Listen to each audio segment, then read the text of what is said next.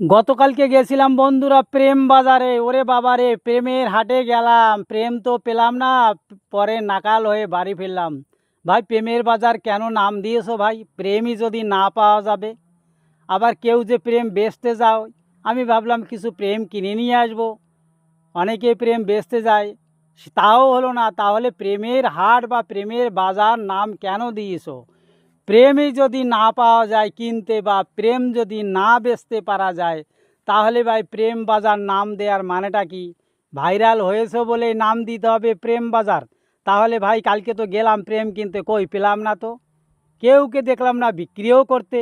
তাহলে তুমি প্রেম বাজার নাম দিয়েছো কেন ভাই? এটা তো তোমার ঠিক হয় নাই। প্রেম বাজারের কথার অর্থ হচ্ছে প্রেম যেখানে বিক্রি হয়, প্রেম যেখানে কেনা যায়, সেটার নাম হচ্ছে প্রেম বাজার। কিন্তু তার কিছুই পেলাম না, বরঞ্চ আরও নাকাল হয়ে ঘরে ফিরলাম। এটা একদম ঠিক করনি ভাই, যে নামটা দিয়েছো একদম অবৈধ করেছো। এটা একদম ঠিক হয়নি।